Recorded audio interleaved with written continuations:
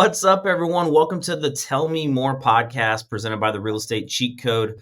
I have Oliver Chapman with us. He is with the Live Columbus group at Keller Williams Consultants. Oliver, thanks so much for taking time out of your day to jump on here with us to share your real estate journey.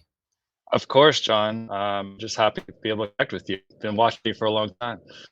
Yeah, and I was just thinking, sometimes I have people on that I don't know, and just social media friends, and then I have people on that I know, fairly well. And I was just thinking, I was like, when did I first meet you? And it was actually at a mastermind, I think, a couple years ago in Cincinnati. I remember that with Michael Reese.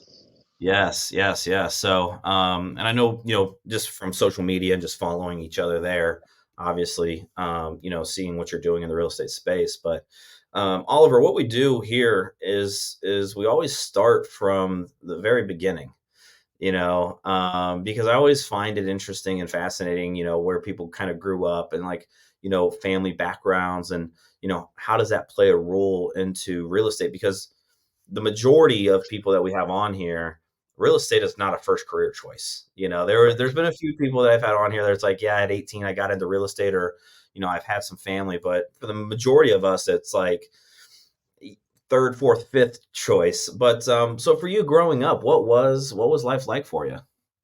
Yeah, so I grew up in Blacksburg, Virginia, and it's a college town. It's home to Virginia Tech. It's a lot like Athens, Ohio. You're just kind of in the hills in the Blue Ridge, and it was a really like beautiful place to grow up. And I felt looking back, I took it for granted growing up there. And every time I go home now, I'm like, oh my God, this place is so beautiful. Like, but I didn't know anything different, and That's how we all so think about our hometowns, right?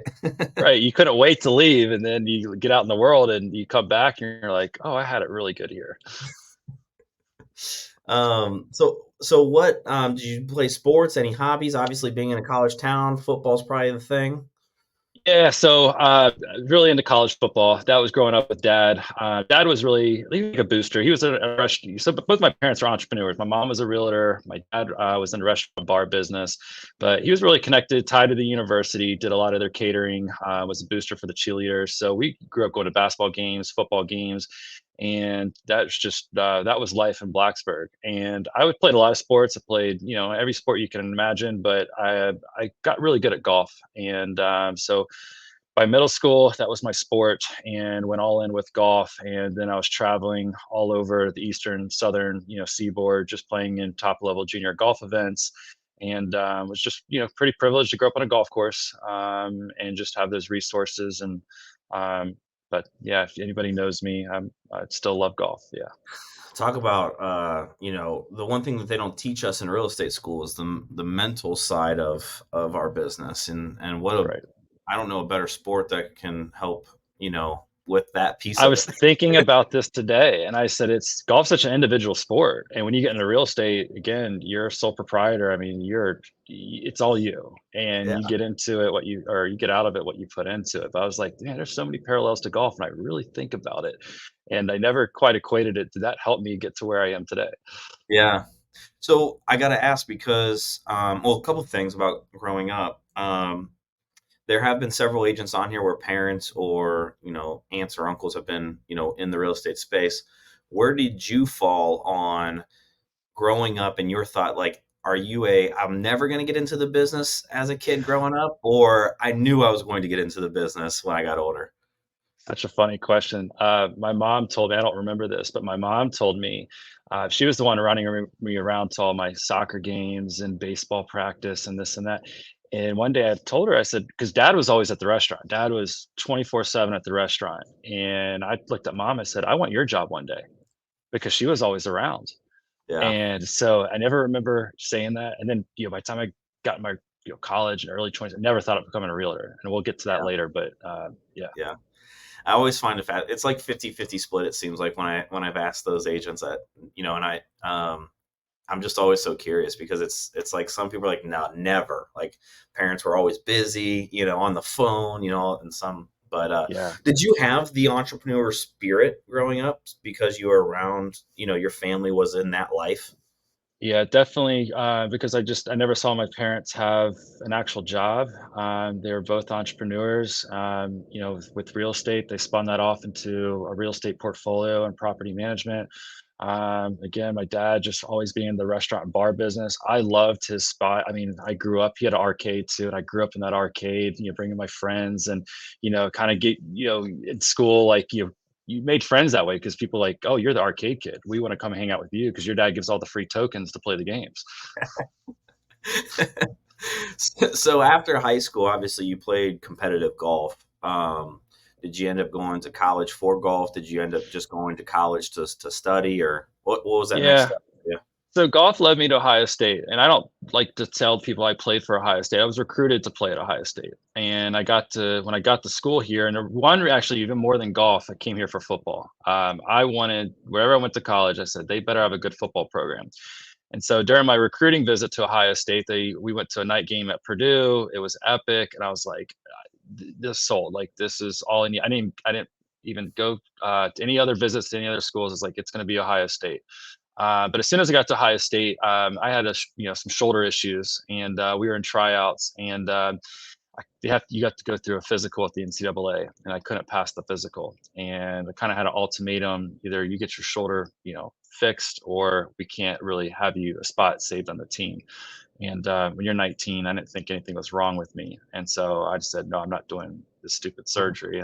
But luckily, I stayed in school there. I really wanted to transfer back to Virginia Tech, but my parents said stick it out 1 year. I was really homesick, and then after 1 year, I was like, yeah, I'm never coming home. What the football thing, was that just from a fan standpoint? Like that was just because Yes. you kind of grew up in that environment and Yeah. atmosphere? And my dad's from Portsmouth, Ohio. So growing up, like dad was rooting for the Buckeyes too. We're very much into Virginia Tech, but it's not like we went to a whole lot of Buckeye games growing up, but we were always watching them on TV and never thought about going to Ohio State. But it was just one of those lucky things where I met the golf coach, in West Virginia one time, and he invited me up and stayed on our radar. And I went up to Ohio State. And then when I saw from a student athlete standpoint, it was done deal.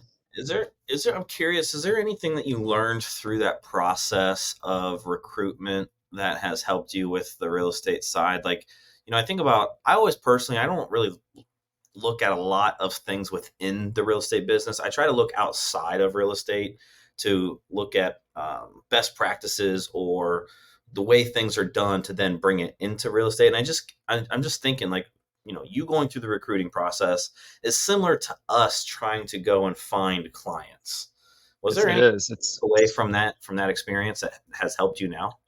Yeah, I think it's relationships that you build. We had to build, relationships with coaches, and I had to sell myself. I mean, it's not like, a bunch of coaches were like, "We need you to come play for us." I had to sell them on, I can come help you and your program out. But once we did that, we started having those conversations with those coaches. And the other thing was just the consistency of practicing because you have to believe in yourself. Golf being an individual sport, like you have to really deep down to your core believe, can I do this? And I did. I believe that I could play golf at the highest level. Of course, when you're that age, we're all going to the PGA Tour, so it's like college is just a stepping stone. So we get to the big show. But again, I had that genuine belief in myself. And then when you start out in real estate, it is a daunting thing. And but I believed, even with all the statistics that were out there, I was like, I'm gonna make it work. Well, I always joked around that said my goal is the senior tour. So like I grew up around golf. I golfed, not anywhere near your level. But I always just joked like, senior, I'll get good enough by the senior tour, I think. Yeah, I meet those country club guys and they're like grinding. Like one day I'm going to be on the senior tour, and they're really good. But I'm like, you have no chance. What was that decision like? I mean, at 19, making a decision, 18, 19, making a decision of surgery to continue to do a sport that I love at a higher level or not at all. I mean, that's a hard Yeah. decision. It was because I felt like I had to put my dreams on hold. I never thought outside of golf. Golf was my life. And when that coach, you're sitting there with a surgeon and a coach, and they look at you and they said, there's a 50-50 chance you ever play again the way that you're accustomed to playing. And when I heard that, I was like, well, I'm out. Like, this is done. but then it's like, what's next? And it was pretty scary. And I got pretty discouraged by it. I pretty much put up my sticks and didn't play much golf during college. But I enjoyed, being in college and getting my education at Ohio State because that experience was invaluable. But even when I graduated Ohio State, I still didn't know what I wanted to do. And it was about 2008 when I graduated, and we all know what happened in 2008. Yeah. And I couldn't even find a job. I mean, I graduated Ohio State, 4-year degree, and thinking, let's go make some money. And then it was like, okay, where are the jobs? Yeah. What was that? What did you end up majoring in at Ohio State?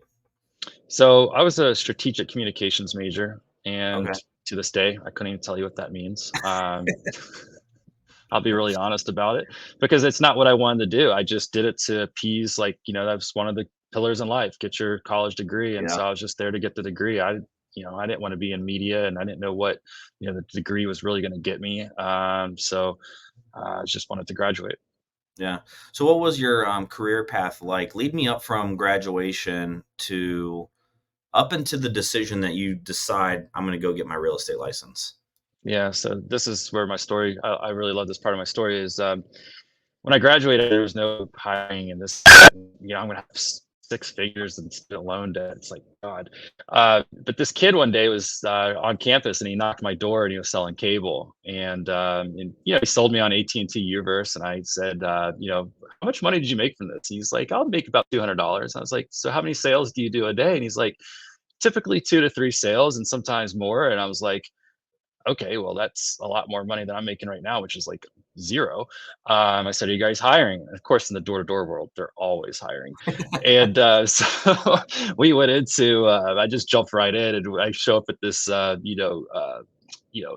ended up being like a pyramid scheme, and I had no idea. You go do the whole 9 yards, like you got your suit on, you go in for the interview, and they'll take anybody who's breathing, but you're still like, I want to get the job. And so you get the job, and but it was so invaluable because it was like the boot camp of sales. And I did it for 4 years, Wow. and I didn't ever think I would do it for that long. But then I got a corporate job. I went for a company called Insight and Wow Cable, little cable companies.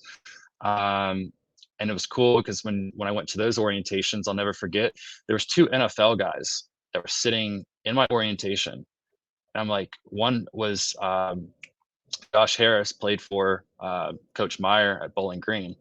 And the other one is Jimmy Bell, played at Ohio State. And these guys went to the NFL. And it just, they had such a good work ethic. I learned so much from those two because, when you're door to door, like it's an ego thing. And I didn't even like to tell people when I was dating, like, what do you do for a living? It's like, man, I have to make something up because this is not sexy to tell people like I go door to door. But Yeah. being is such a competitive sales room, and those guys, like the good ones in the door-to-door world, they hustle. And it was the boot camp of sales, and I mean, I got more out of that 4 years than I did in my 4 years at Ohio State. Did you love it? I did.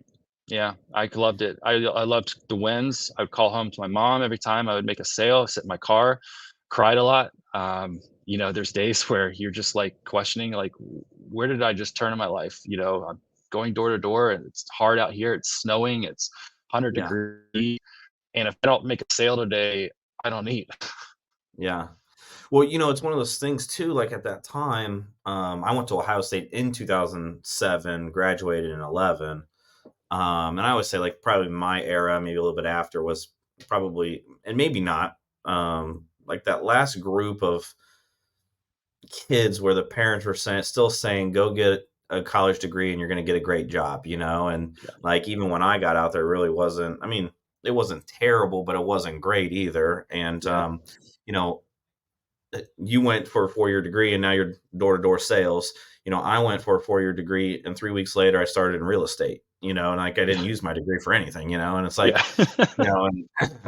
and my, and it's just fascinating, some of those things. But when you look back at those things, like the door to door sales, like that's probably the best thing that ever happened to you, especially where you're at now in your career, Yeah. um, Because the training they have is, people don't know about this, but like this training they have in door to door is really good.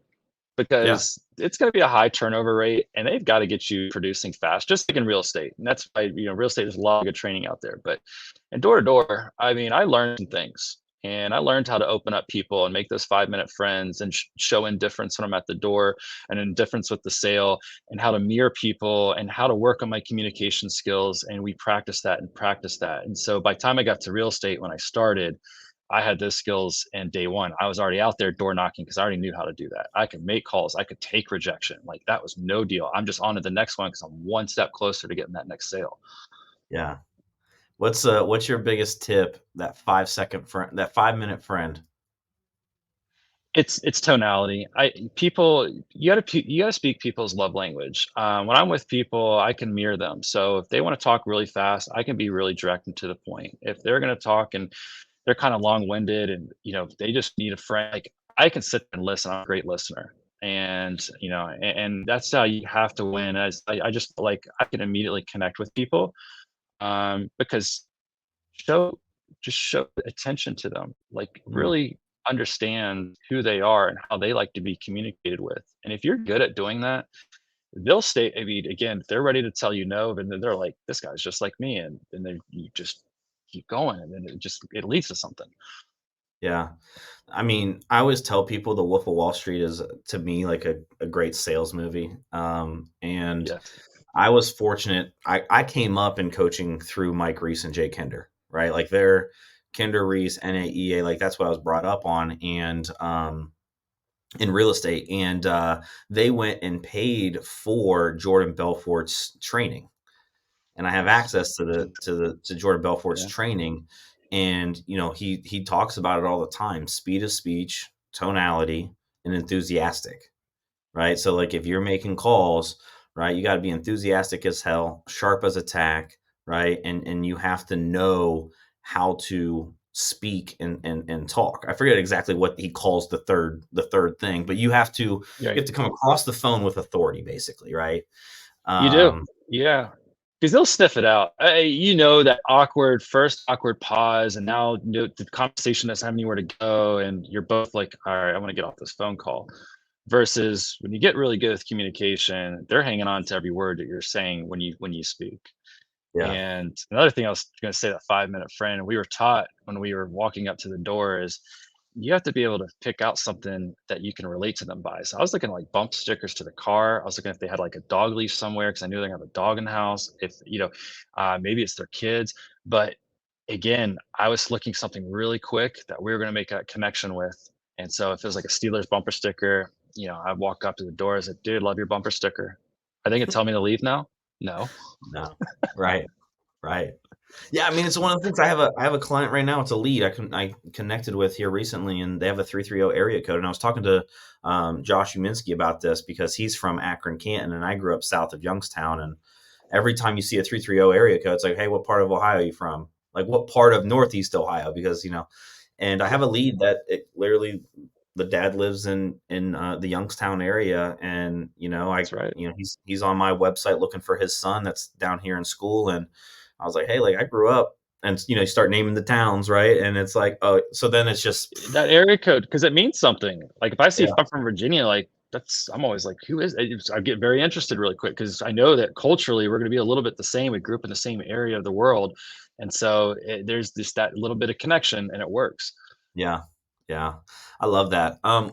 When did you decide that real estate was going to be your move? So this is what happened after that door to door story I told you. For 1 year, I went and got my corporate job, and that was selling. I was in the B2B world, so I was selling, like, the Xerox copiers, and it was like a dealership. So I thought I made it. Got the corporate job now. Got benefits, but it was like a really crappy salary, but it's still a salary plus commission. And about 9 months in, the vice president of the company called me in his office one day, and he said, "I want to speak with you." And I was like, "Yeah, this doesn't sound good." And you go in and sit down, and that was the day he said, "I'm gonna let you go." And I was floored. I couldn't believe, like, all of a sudden he was gonna let me go. And he looked at me and he said, he's like, "I'm not letting you go because I think you're bad at this job." He goes, "I'm letting you go because," he says, "I think you're miserable here." Mm, And he was right. every day when I drove there, I had these knots in my stomach because in the corporate world now it's really structured. You've got PTO and sick time, and you're just locked in these 9 to 5 hours. And and again, my parents were entrepreneurs. I wanted to go out that door. Like, I can't just leave to go pick up something or run to the bank real quick. Like, no, you got to stay right here. And so, yeah, he picked it out real quick and he told me, he said, I want you to go do something that you really love and something you're going to be good at. He says, I think you're great at sales, but he says, I think you need to go find a different industry to be in. And when I walked out that day, I was driving home and I was really just like, really mad. But then about 30 minutes, it was like the biggest weight of the world was off my shoulders, because now I was like, I got to go figure out the next chapter of my life. And at that time, I had a friend who was only, a couple of years into the business, and he was doing really well. And he just started a boutique brokerage. And he was somebody I kind of went out and socialized with. And, he always told me, he's like, if you want to make real money, I can teach you how to make real money. And so when I had that moment, I took the opportunity. I called him. I said, "What do I have to do?" He says, "Well, you need to go to classes and get, your real estate license." And so I immediately, called, Hondros and got to start classes. But here's the thing: at the time, because I was so broke, I didn't even have the money to go to enroll. And then I had to figure out, where am I going to get this money? So guess what I did? I went back to door to door. I called a company that was doing selling handyman services, and I was like, I'll just go work for it. But I applied for a scholarship for the Columbus Board of Realtors. If anybody's watching, you can apply for the scholarship. And I was a scholarship award recipient, and they paid for my licensing. That's awesome. And Yeah. how awesome is that as a, from a leadership standpoint, at that company to identify, an employee that one has the potential, but two, this isn't the right industry, right? Like, they could have Yeah. selfishly just been like, oh, hey, like, Just tough it out, it is what it is. But no, like, yeah. actually, that's why I tell agents all the time, like, I want to know why you want to be in this business, because you can go make money and doing, especially in today's world, you can go make money doing anything, right? Like, there has to be a passion, there has to be a love, there has to be something that really gets you going, because it can be hard. But so kudos to that person that, had picked that out and sat you down and let you Yeah, that let was you go. Dan. Yeah, I mean, he said I was his age when he started in the company, because like, I had a wife and I had a kid. I had no other choice, but I had to make that work. Because you are right now. You're single. You're young. He's like, go do something that you're gonna be passionate about and do it for the rest of your life. And I was like, okay. Yeah. Yeah. Do you think having to work for your real estate classes and license um, has had a bigger impact on some people that literally just swipe a credit card, or take it for, I don't want to say take it for granted, but it's a little bit easier for them to do? It is, because I mean, it was a sink or swim moment in my life. I didn't have any other alternative or something to do. But at that time, I felt like it's either this or I'm going to be in real trouble. And even when I got started, ignorance is bliss. All I knew is like, I got to go make something happen. I got to talk to people. Like, that's the only way we're going to get sales. I got to go find people to talk to. And so I started going out there and door knocking FISBOs and expireds, because I didn't know anybody. I was only 27 years old. None of my friends had money to buy houses yet. So I had to real quick, like, who am I going to go talk to today? Yeah. Well, I think the one great thing that you had going for you is you had the sales background, right? And a lot of times, and even in your case, like, it was a third career choice essentially. Hmm. But like, I think there's, I think why we have a high failure rate is a lot of people get into our industry and they don't have a marketing background. They don't have a sales background. They don't have that level of training. I didn't, like, Yeah. I always tell people, if it wasn't for me being lucky and fortunate and I found my mentor, who I'm still with to this day, my team lead, I wouldn't be in this business, because I definitely didn't have the money just graduating from college. I didn't know anything about sales, and I didn't know anything Yeah. about real estate, and I didn't know anything about marketing. And those are like the main things that you need in order to, but you had that. So, Yeah. But I didn't know any of those either. Honestly, I had a sales skill, but I didn't know anything about business or marketing or anything like sure. that. But I had a mentor like you, and that was the guy who got me in the business. And I just every day woke up, drove to his house. What are we gonna do today? He's like, well, we got to talk to people. We pull up Craigslist. You remember Craigslist?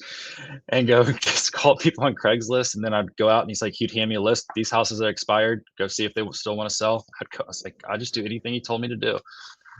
Speaking of Craigslist, I'll share a little secret. I've been told that Facebook Marketplace postings and Craigslist postings are kind of making a comeback a little bit. They're a thing again. Yeah. That's what I heard. Free Cool. advertisement. You might have to try it Yes. I'll out. have to dive into that one. Some agents that like just got licensed 2 years ago, they don't have a clue what we're talking about. But that used to be No. a lead generator back in the day. You post foreclosures, and all of the investors and people would come running, and Oh yeah, and that's why I guess a part of my background a little bit is when I got started, I was working with investors. That was the Craigslist world. yeah, I would see the rental listings, and I'd call them and ask them like, "Do you want me to help you find a tenant? Do you need something to sell? Do you want me to try to bring you a buyer?" And because investors to me, they're just repeat business. If they're going to yeah, be a good deal, they want to buy a good deal. Sometimes they have they need to liquidate something to buy something else. So that world, and I was actually hustling rentals. I was hustling rentals. I was setting up. I said, "I'll do all your rental service for you," and I was just making rental fees when I first got started. But man, when they saw me hustling for rental fees, when it came time to list that property, who was their first call? It was going to be me. yeah, yeah. So what year was that? 2014. 14. Awesome. Yeah. So you got into the business. I'm always curious, and I probably know where this one's going, but supporters, doubters, obviously, you're diving into 100% commission industry. Right. Where did the Yeah. people around you stand? Obviously, my parents were very supportive. They were really excited for me. At the time, I was living with two roommates, and one of them, his mother was in real estate, and he kind of scared me. He's like, "Do you know how hard this is?" I was like, "No," and he's like, "Dude, it's really hard, really hard." I was like, "Oh, okay." And then you go to your first week of real estate school, and they sit you down, and they say, "Look around." They said 87% of you, that whole thing, won't be practicing in 3 years. And I was like, oh boy, what did I just get myself into? But again, it was that mentality like I'm not gonna be a statistic. Yeah. 13% of them are made it, so I'll find a way to be one of those guys. But yeah, I think it was just cautiously optimistic. And I have like true doubters, but I just think people told me like, you better just understand it's gonna be hard. Yeah. Let's talk about how you built your business and your thought process. Obviously, getting in, you touched a little bit on it. Had a mentor. Really kind of guided you as far as daily focus. And I think that's big, right? You mentioned, and I don't want to skip over it because you mentioned I drove to his house every day, right? Like Yeah. I think a lot of people miss that. Like, and Yes. and everyone on here will tell you, get to the office, right? Get to the office or get to your Get out of your team. house. Yeah. Yes. Yeah. And that's a big thing, like, because I was the same way with Ryan. It was either we were at the office or he'd be like, hey, I'm doing this today. We're driving around to the REOs that we were still had rentals. We're collecting rent, or hey, we got to do this. We got to board up this house. We got, and it got me in real estate, doing real estate consistently. Yeah, those early days, I'm so thankful because Nick had a really good work ethic. And so it's just every single day it was real estate and it's just coming in, get a light breakfast, and then it's immediately like, we're going to hit phones today and talk to people. And it just led us to all kinds of crazy stuff. I mean, you have all these conversations and you run around trying to meet people. And again, I didn't know what I was doing, but Nick knew what he was doing. And so I'd watched him. I was immersed in watching him, how to write contracts and how to give listing presentations and how to show buyers through a house, the mechanics, like the really good mechanics of being a good agent. But Mm. then you have to figure out for yourself, like, what is your voice and what is your value proposition that nobody else has that, you feel like you can help people with. How did you find it? And obviously, how did you really start building your business? Obviously, you started with the Good question. rentals Okay. and all that, Yeah. but Yeah. Yeah. So I built it the wrong way. I'll tell people this, and here's the reason why. I built it through. I got prospecting based. So I got internet leads. Started buying internet leads, and when the rates were, this was the ramp up, like 2016, 2017. Rates were coming down, and this whole market machine started happening. So I got really good at servicing buyers. But I got too good at servicing buyers, meaning I wasn't focused anymore on going getting listings. I was just transactional, working with buyer after buyer after buyer because I was converting those, internet leads. They were low lying fruit to me. But that's how I really built it. Now you fast forward today. Today I'm 10 years into the business. So about year 5, there was a waterfall effect where I didn't have to be so prospecting based anymore. I've built really good relationships with these people, and started putting them into a database, started following up, seeing how they were doing, and it led to that referral repeat side of the business, which is the fruit of, any talk to any realtor. That's the business you want. You want the referral and the repeat business. But in the beginning, again, us prospecting based. There's nothing wrong with being prospecting based, but also focus on having a list side of the business because Yeah. my mom always said you have to list to exist. Yeah. Like for me, I mean, I built my business the same way. Internet leads and investors were my two main things because I'm not from Columbus. So, but I tell agents this too. Like, it's you need listings, but you can, because of the internet and because of technology, you really can build your business first on buy side deals. That's true. Yeah. It's going to be a lot of time. It's going to be a lot of time in the car and showings and all of those things. But And you know this, it's a good way to learn your market when you're in the buy side of the business because it takes you around the city. You see all different price points and different neighborhoods, and over time that becomes a data bank in your head, having driven around and shown these houses so many times, and yeah, you start learning about your market really good by doing that. yeah. Where I failed is I was very transactional. It was Me too. calls, leads, calls, showings, closings, and I get repeat clients now, but Yeah, I should be getting way more, way more. Yeah, way we all more. should. Yeah, Yeah. I mean, and some. we talk Go about ahead. this all the time. Like every listing appointment that you go on that was not your past client was someone else helped them buy that house. That's right. So all of us struggle in that category, but I just know for me, like I know I could have really pumped them out if I wasn't so onto the next lead, onto the next, and Yeah, doing that. yeah. So when did you decide? You have the Live Columbus group. When did you decide that kind of that's like your next step in the business? Yeah, so it's not the first time I've done the team model. Long time ago, I was with Remax and I built a team the wrong way because I built a team with friends and, there's a group of us, but I didn't have any, administrative support, no operations. It was just trying to get people in the office, like, when I got in the business and like, let's go hit the phones. And you kind of realize that everybody's not kind of wired or built like you. My friends were like, they're tired of making the phone calls. They're not good at converting. And I'm like, what's wrong? I mean, these are good leads, you guys, and then so I had to learn like how to train people because I realized like, okay, everybody is not wired like me. And so quickly I found myself that, okay, I like being a solo agent. I just go back to being a solo agent and, kind of had to break up with friends. And, but then you fast forward to today, earlier this year, there's another gentleman in my office that we formed a partnership.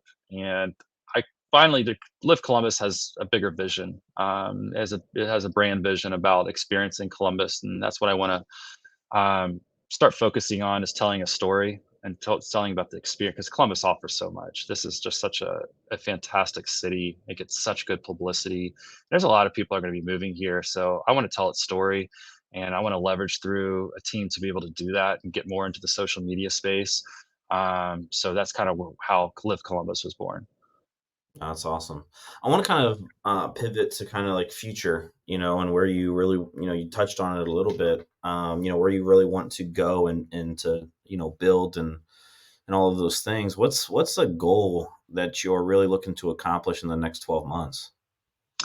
Well, the next 12 months, I'm trying to, learn more social media. I want to build out a YouTube channel, and that's my goal. There's some influencers out there who I've been watching, and again, having that conviction and that belief in yourself. Like I still don't know how to do it, and I'm like, I'm gonna figure it out. I'm just gonna figure it out. So these guys figured it out. They're nothing special, but they put in the work, and they did. Yeah. They started 6 years ago, so now I've got to put in the work. So these next 5 years, I'm gonna have to put in the work and creating this content.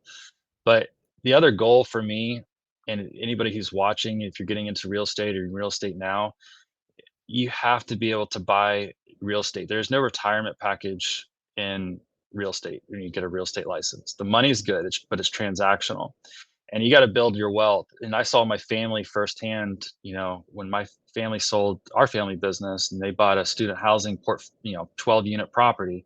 But to fast forward to today, it allowed both of my parents to retire. And I've been Mhm. telling myself for 10 years, I'll get started. I've been procrastinating about it. And I've helped a Yeah. lot of investors. And now when I'm seeing with the investors that started with me, where they're at now, I'm like, man, I should have been doing this a long time ago. And so Yeah. I have to be a little selfish. I want to start, again, building my own wealth, and building a real estate portfolio. Yeah. No, that's awesome. I think it's, Ryan always talks about and taught me was, what you want to be in 10 years, you actually have to implement today. Right. And a lot of us, and I'm the same way. I just got I did a couple flips here and there over the years. It wasn't like a thing of my business, but Machine. Yeah. yeah, it was like, hey, here's an opportunity. Cool. I just got my first 3 investment properties this year, and it's the Congrats. same, That's it's the awesome. same thing. Yeah. Well, it's some of them went according to plan. Some of them did not go according to plan. Some of them I didn't tell my wife, and it was just, it's just like, hey, we're doing this and we're going to figure it out. But Yeah. I know the long-term play, right? Like the long-term play and what that can do. But, you're spot on. There's so many agents right now that are, I'll get to it. I'll get to it. I'll get to it. And then before you know it, it's 8 years later and you're like, damn, like I Yeah. missed out on those opportunities, and Yeah. honestly, sometimes it's sacrifice. It's a level of sacrifice in your current lifestyle that you have to make, and all of the stress levels sometimes, and Yeah. It's a big financial sacrifice. And like you said, it's not everybody's willing to do it. And I think we always think one day we'll get around to it.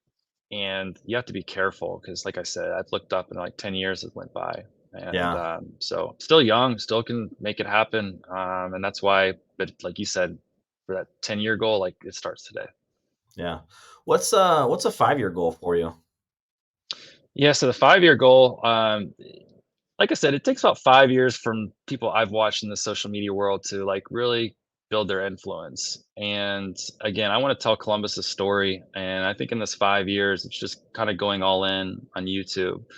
And I hope to have a successful YouTube channel that, we build out a lot of content that helped a lot of people. And I think Columbus is going to evolve. There's some things on the horizon, as you know, that are just they're game changers, and we're not going to recognize the city. But we've got a front row seat to it, and I want to help people navigate that. So I'm going to be learning a lot, just learning about again the history of Columbus, where it was, where it is now, and where it's going. That's awesome. What do you, I think that's, obviously social media is the big hot topic, right? Video content, all of that stuff. And, it's gonna obviously be a crowded space. What do you think you're going to Correct. have to do in order to make sure that you're, standing out and putting out that type of content?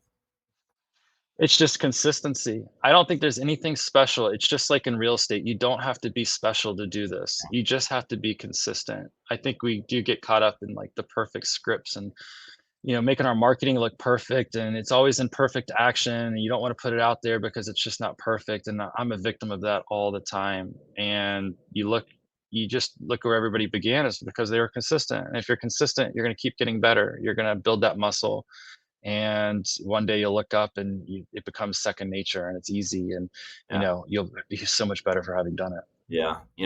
I'm on that journey right now. Like I just passed my 1000th YouTube video. And Wow. the That's goal, good. and these aren't like, 10-minute videos, all Right. of them, right? Doesn't But matter. the goal of it though was I just need to do it, right? I just need to be consistent. I just need to put it out. And what helped me, and this may help you, if you haven't done this yet, but what helped me is I paid for someone to be a digital marketer for me, Hmm. to create the graphics, to cut all the to edit all the video content, to post on my behalf, and all those things. And I was like, well, if I'm paying money for someone, I have to do it, right? Like it's forcing me to Yes. do it. And in the beginning, I I still think I'm not the greatest, but it was terrible in the very beginning. But I was like, I don't care. I just got to do it. I just got to get them out there. Now my goal is to make that pivot to, okay, we're putting out the content. Now I want to make it a little bit more better. quality to me, in my opinion, because quality is subjective to whoever's watching it. That's right. But you know, just tweaking things and actually understanding algorithms and what's working and what's not working, and the templates and call to actions and all of those things. Because for me, it was not that for the last 3 years. It was, I'm putting videos out and whatever happens, happens. Yeah, you put it out there to the yeah, I've got an editor right now. We started doing these reels, and they're really fun to do in the beginning. Again, I don't know anything about anything, so it's baby steps. But I found this young kid. He's an editor. He lives in Cyprus, and he's been a mentor, like a social media mentor to me, because he's like, he always holds me accountable. He calls me every day. He's like, did you post a video today? Did you post a video today? And I feel it's like letting down your dad or something. I'm like, no, I didn't do it today. And but he's really talented though. He's helped me edit some really great, short reels, and but he's teaching me a lot. It's been really fun working with him. Oliver, what's a legacy goal for you? What's a goal that you want to hit when you're no longer here? Hmm. Um, like when I get out of the business, if I look back and what was Oliver's legacy, Just in general, like I or think about it, like for me, like I want to impact the real estate industry, in a I see. positive way, and affect, the way that our business is taught to new agents, because I think the system's broken. I think the industry's broken in that regards. Yeah, I do think the industry is broken. I always said when I got my scholarship that I wanted to give back by teaching agents. And I think I'd love to have a legacy where I was getting more into coaching. I think there's a day that will come where I'll get into this business to be coaching agents, because I do enjoy teaching classes here in our office. I enjoy talking to my agents on my team, because I see that they have the same anxiety, the same questions, the same doubts sometimes that I had, and they're overthinking a lot. I overthink everything, and I see how they're overthinking it. But I just want to know that, my legacy is like, again, I got into this not knowing anything, and I got a lot out of it. And I want to see others do the same thing and improve their lives, because I think, there's such a big world out there that we get to experience and do, but a lot of people don't think it's for them, and it's for anybody, but you just have to start somewhere. So I really do enjoy just coaching others and just the educational aspect of this business, because I collaborate peer to peer a lot. I know you do. Like we go out to Yeah. coffees, we go to masterminds. We're always traveling, but iron sharpens iron. So anybody I can listen to and I can share that with somebody else, that's what I like to do. Oh, that's awesome. Last question for you. If you could give the audience one piece of advice that either you give to anyone that asked you, or something that you wish you had when you first started, or maybe something your mom Yeah. shared with you, like what is that? What is that advice? It's real easy. It just start your database. I think I didn't even talk about the word database until I was about 4 or 5 years into the business, and I had a coach, and he's like, "So who are your past clients?" I'm like, "I couldn't tell you. I mean, I know who they are in my mind, but like, we didn't have a database." So get really, and the reason I say is a database is like, start building a list of people that that you have a real relationship with, that you could go into a grocery store, and if they caught your eye or vice versa, that you would go over and say hello with them. But that's once you start pouring into your database and being resourceful with it and coming from a place of contribution, that's where the money is really made in this business. Because again, you have to add value to people's lives, and they have to know that you care. I think people, when they work with me, they know that I care, because again, it's just authentic. But start that database and just at least be figuring, and there's a million ways to do it, but just make sure you're consistent at touching that database. Yeah, I think agents, especially newer agents, that is it's one of the simplest things to do, but it's also one of the hardest things for them to do. Yeah. And it's this mind block of like, well, I don't know that many people, like, Right. but it's, so what would you say to start that database of like, how wide should one go? As wide as you can. I think I look back at some early conversation. I told my mom, it clicked one day, and I said, I think my job is just making friends. And and she's like, well, yeah, it is. But what I mean is, I have to be able to call on those people somewhere and put them somewhere. And so when I started just thinking of all the loose relationships, again, acquaintances, they still know me. And again, the name of the game of this business is like, are you top of mind with them when a real estate related conversation comes up? And they'll choose you over one of their own friends or family, I swear, if you're just the first person that pops in their mind. And so again, you don't have to be going to barbecues and hang out with their kids on the weekends. It's not like that. But they have to know that you're in this business and that you care about them and you have something to offer, and just lightly be touching them, throughout the year, and just showing interest in what's going on in their life. I Yeah. think that's just what's so important. Yeah. I love it. I love it. Oliver, thanks so much for spending some time with us today, and, sharing your story, your journey, how you got into the business, and, where you're going within the business. If anyone's watching this, his phone number has been down at the bottom. If you guys are looking to buy, sell, invest in real estate here in Central Ohio, hit Oliver up. If you guys are a real estate agent and you connected with his story, and you just want to, pick his brain on some things, give him a call. But Oliver, those that are listening in, what is the best way for someone to reach out to you to connect? Yeah, two ways. You call or text that number below, or on Instagram, it's oliverchapman.live.columbus. And just shoot me a DM there, and I'd love to connect with you. There's a Calendly link on there as well. So if you ever want to set up any type of consultation, you could just visit that Calendly link, and I'd love to get to know you. That's awesome. Hey, thanks so much. And if I can, repay you for your time today, and, anything I can help you with, please reach out to me. I'm here to help you any way I can. John, you already inspire me, buddy. So I appreciate it, man. Thanks. I'll talk to you here soon. All right. Take All right. care. See ya.